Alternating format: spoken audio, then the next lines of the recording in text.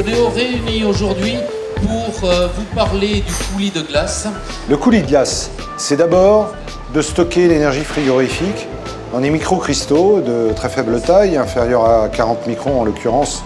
Particularité et avantage du générateur de coulis de glace par hydroraclage, c'est qu'il utilise des échangeurs à plaques qui présentent des capacités de puissance très élevées, multiples du mégawatt. On a de grandes ambitions par rapport à notre réseau électrique. On a déposé un dossier à un AMI et on a reçu une subvention de total de 400 000 € qui a été complétée ensuite par le groupe GDF Suez avec Axima Réfrigération, Cofeli Services et Cofeli Réseau qui ont complété les 400 000 € manquants, donc sur un budget global de 800 000 € donc de recherche et développement sur une durée de 27 mois.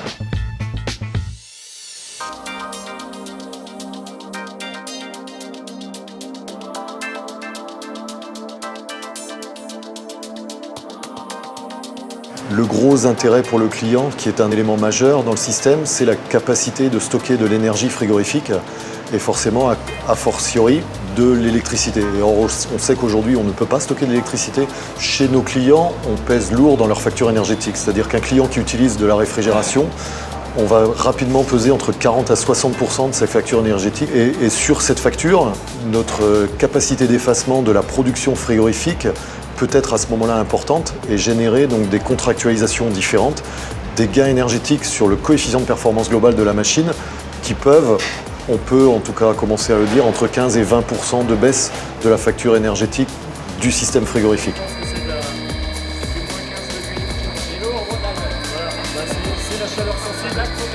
L'électricité ne se stocke pas et cette innovation permet de stocker l'électricité via du froid.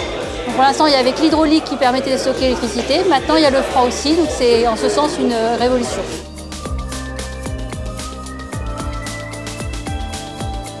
C'est un vecteur qui présente de gros avantages pour nos métiers de distributeurs de réseaux d'eau glacée dans un réseau urbain.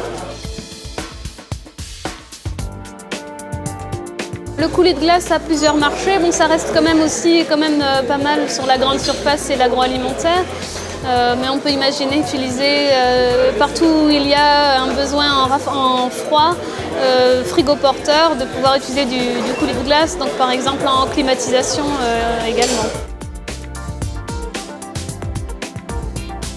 Avec les prix croissants de l'énergie, on est de plus en plus en recherche d'innovations qui permettent d'améliorer la consommation énergétique. C'est de plus en plus important aujourd'hui de développer un peu notre recherche-développement pour être en avance sur les marchés et puis par rapport à nos demandes de clients, surtout dans la révolution énergétique qu'on a actuellement.